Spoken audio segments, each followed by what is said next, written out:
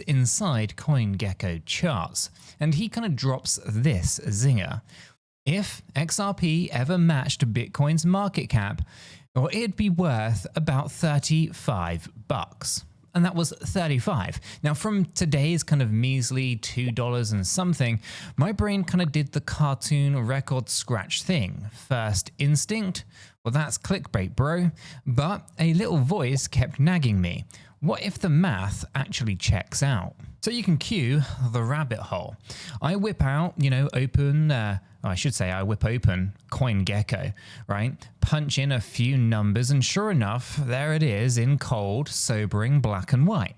Bitcoin at a kind of $2.1 trillion market cap. Now XRP is floating around 130 billion. So do a quick back of the napkin, divide and conquer if you will, and bang, a 16-fold jump, give or take. That puts XRP roughly at $35 and some change. Now we're kind of talking about a 1,500+% rocket ride. It's kind of like handing a toddler a paper airplane and watching it morph into a SpaceX Falcon 9. Now, before we get starry-eyed, let's kind of talk about roadblocks, right? Every moon mission has a launch pad full of skeptics, and boy, do the critics have opinions. So first up, circulating supply. Right? XRP's rocketing around 59 billion tokens in circulation. That is more than 6 times Bitcoin's total market cap of 21 million, or total max cap, I should say, of 21 million. Now, some people kind of treat that number like it's radioactive waste, yelling it's too many coins, price can't moon. But supply alone doesn't dictate destiny, does it? Now, market cap is pretty simple. It's not actual inflows or value. It's actually quite misleading. It is price multiplied by supply. And that is the real scoreboard right there. Now, of course, there's many different ways to calculate market cap, as I've spoken about many times on the channel.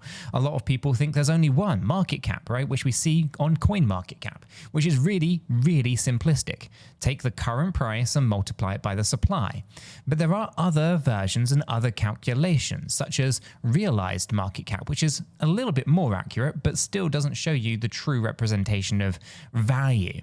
Okay, so let's not get too caught up on market cap, right? Because it is a bit misleading. And if Amazon can pump, of course, $1 trillion plus with 500 million shares, then why can't XRP go full King Kong with 59 billion tokens? Next up, we're going to address the kind of amplifier, okay, or the Amp Hill kind of theater, or Amp Hill eater, or any kind of way that you kind of want to address this. Maybe even an elephant tap dancing in the room.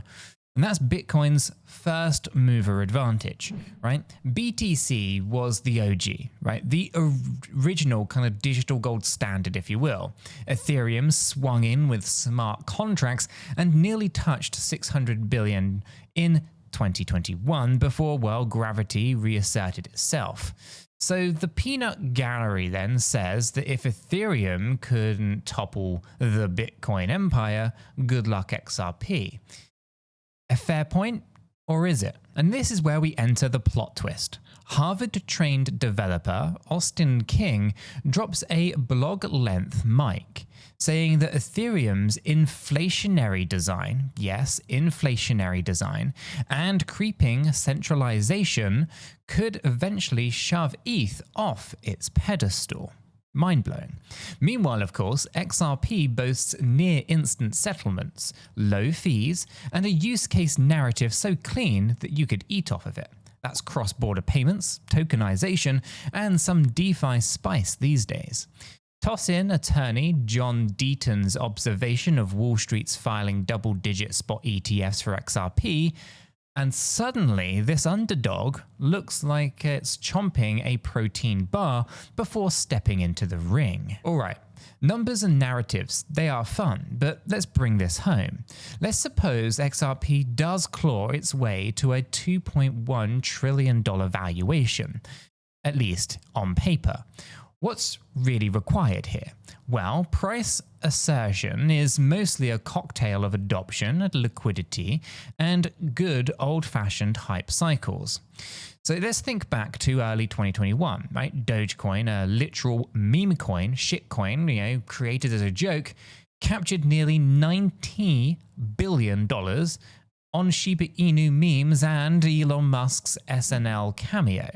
Now, if memes can break the sound barrier, and I mean that literally, imagine what a payment rail workhorse with actual institutional demand could really do. Still, even the most bullish bulls, they need a reality check, right? And that's kind of where timelines kind of crash the party here. I've seen predictions claiming XRP hits $35 this year. And look, I love a good moonshot graphic as much as the next crypto degen, but we aren't kind of baking Pop-Tarts here. Markets, they take time. Now, Bitwise crunches a kind of boatload of data and comes back with 2030 for a $30 XRP. Now, Changelly, drags it out to 2032. Now, that's a half generation in crypto time, right? Basically, from floppy disks to cloud computing. And yet, the community calls for these estimates, calls all of these estimates, in fact, too conservative.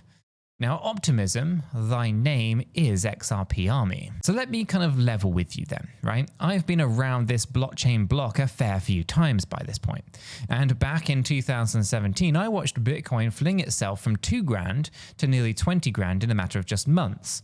I also watched it faceplant to 3,000 a year later. So what felt impossible on the way up kind of felt equally impossible on the way down. Markets are emotional roller coasters strapped onto math equations. Right now, or at least right about now, I guess I can hear you thinking, this is a cool story, dude, but where does that leave my portfolio? And you can cue the adult in the room. And this might just shock you, but I am not a financial advisor and nothing in this video is financial advice. Cryptocurrencies are highly volatile and you could lose all of the money that you invest. You should always do your own research and consult a qualified professional. Your investments are entirely your responsibility, and you should know that nothing is ever guaranteed when it comes to investing. Neither I, this channel, nor YouTube are liable for any losses, and today's video is for entertainment and educational purposes only.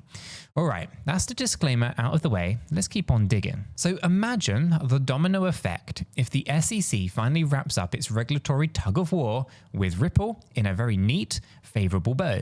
Suddenly, the US exchanges that delisted or sidelined XRP cue the gates wider than a kind of Black Friday Walmart door, right? Liquidity would flood in. Retail hears the kind of starting gun, right? Meanwhile, of course, those pending spot ETF applications, if ever one gets a green light, institutional money, pension funds, insurance giants, hedge funds could reroute a trickle of their trillions towards XRP.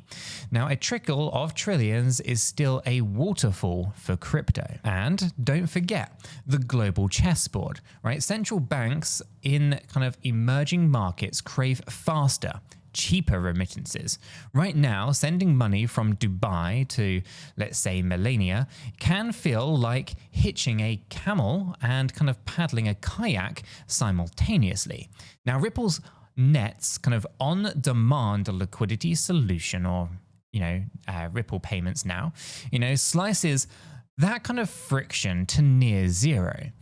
Each new corridor adoption turns up XRP's utility dial and, by extension, its narrative siren song. Still, Utility alone isn't enough. Sentiment, pure raw kind of FOMO, can hijack price like a teenager stealing dad's sports car. So picture the headlines splashed across CNBC then. XRP surpasses Ethereum to become the world's second largest crypto. Bullish tweets, they kind of hit warp speed. TikTok gets flooded with moon emojis, and grandma asks you at brunch whether she should, or what she should do, the kind of Ripple thing, or what she should do with the Ripple thing. And boom, of course, you have this kind of feedback loop that kind of cranks up. But maybe you're not that kind of type to kind of wait 7 years for charts to line up perfectly. Maybe you want skin in the game now, but without selling your kidney for network fees. And well, that is why I keep a side stash on Kraken Pro. Full disclosure, of course, the Kraken Pro link in the description is an affiliate link. So if you use it, you're basically buying this channel a digital coffee without spending anything extra. And yes, Kraken's fee schedules is the chef's kiss for traders who like their kind of costs lower than XRP's settlement time. And speaking of perks, we've spun up a free, no strings attached educational Discord server. The link for that is also down below. It's kind of where we swap charts, argue politely about Elliott waves, which is my personal favorite, by the way, and sometimes just spam gifs of rockets with dog faces. So if you've ever kind of yelled into the void for a like-minded crypto kind of tribe, when you come and hang out, you'll fit right in. All right, back to the story, or I should say the story time break is over. Let's flash back to late 2020, right? XRP's price kind of tanks after the SEC lawsuit drops, and, faster than you can say, why me? Now, I remember staring at my portfolio like it had kind of melted ice cream cone on the July sidewalk, but I double dipped and I bought at 17 cents. It was painful, sure, but here's the kicker.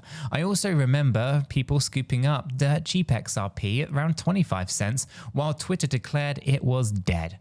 Fast forward, of course, and those same bottom feeders, quadrupled their stack, when the token clawed back above, a buck in 2024. Now, sometimes opportunity disguises itself in ugly headlines. So, why am I sharing my kind of embarrassing faceplant moment?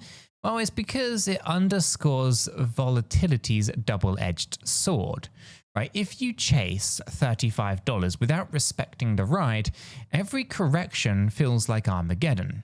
Instead, zoom out and ask yourself, is the underlying tech solving $1 billion problem? If yes, you can conduct your own due diligence, set realistic horizons, and never invest more than you're willing to spool on the sidewalk to kind of pick up. A quick kind of nerdy detour then. Let's kind of model a kind of glide path to $2.1 trillion. Let's assume XRP circulation and circulating supply kind of ticks up gradually from 59 to maybe 65 billion by 2030.